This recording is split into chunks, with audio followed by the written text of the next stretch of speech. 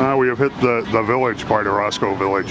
This is the heart of Roscoe Village, the downtown section. It's like an old world village. It's right out of a time warp. One of the things to note about Roscoe Village is the main drag is filled with independent shops, so we're not overrun with chain stores. Some of the great restaurants include, behind me, where you started filming, the Kitch Inn, Victory's Banner for vegetarian fare, Italian, American, Greasy, Pizza.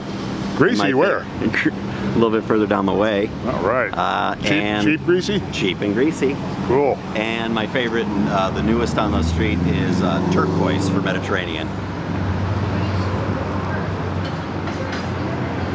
This is one of the great neighborhood pockets in Chicago, I think. Well, with Hard Boiled, Village Cyclery, high-end boutiques farther on down the way for blue jeans and stores, mixing it up with the village shops for affordable clothing. It's just a great mix.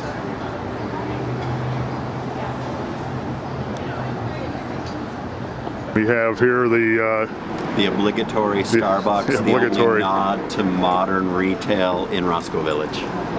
The only? This is the only? Pretty much. Wow. If you look down the street, no other big chains. But you do have the Starbucks seal of approval. Absolutely. And it's been here for quite a while, I think, hasn't it? If Starbucks has opened, you're too late. So we have here what I'm guessing somebody sold us an example of contextual architecture. That's true. They're gorgeous units on the inside. Are they? In a wide building, 1 unit per floor, in the mid 500 to the mid 700 price point.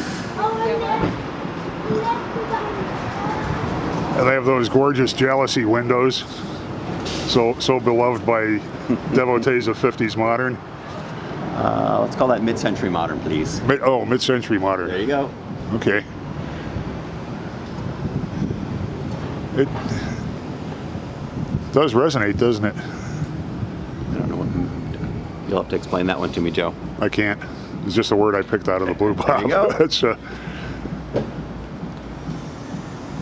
seeing a for rent sign here on a corner at Damon and where are we? At Roscoe and Levitt? Or? Hoyne.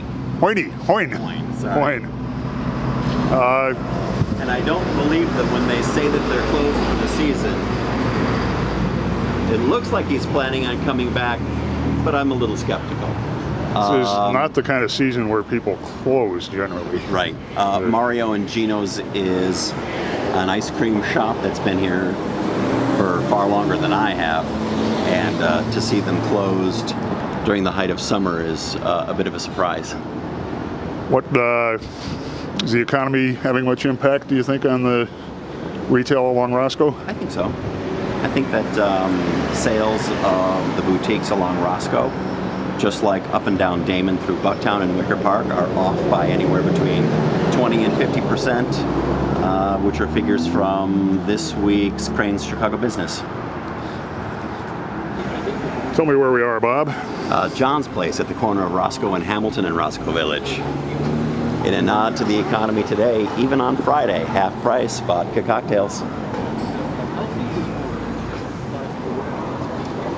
Just vodka?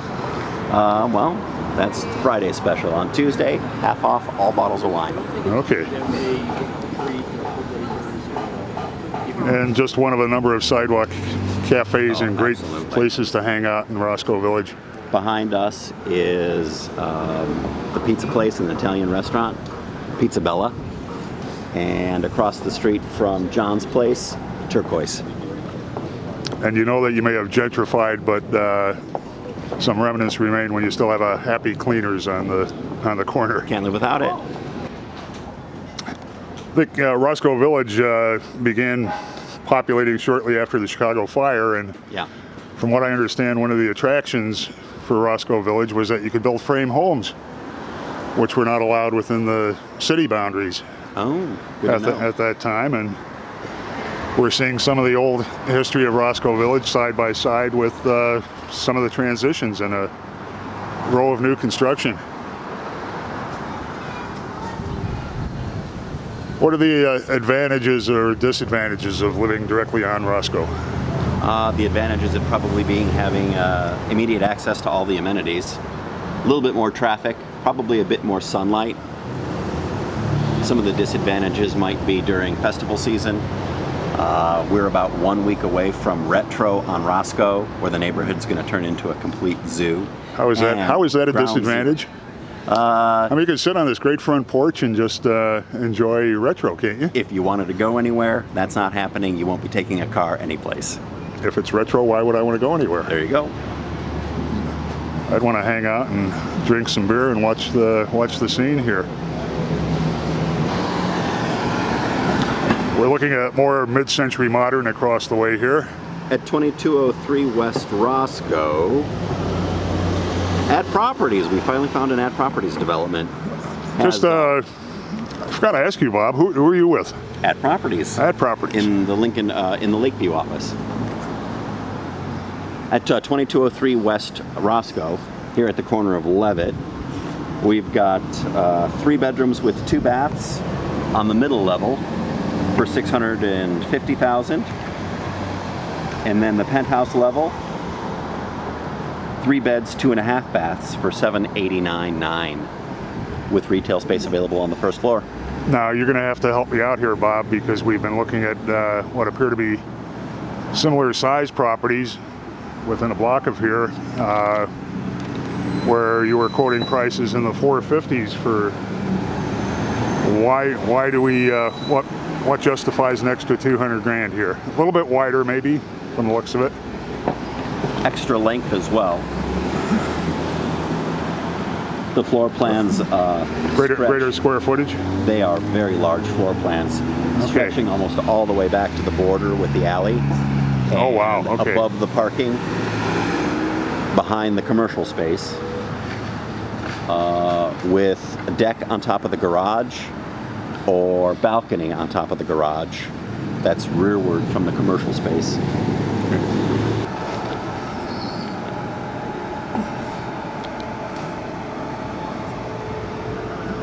Surprising amount of new construction up and down Roscoe, but it doesn't seem to have changed the character of the street all that much.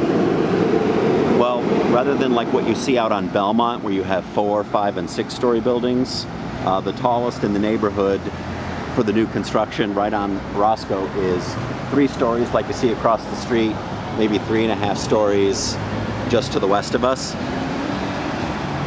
But there's only so much that you can do with the old frame buildings like the one on the corner, Peak Properties. At some point, the buildings get to the point where they're eventually just going to fall down.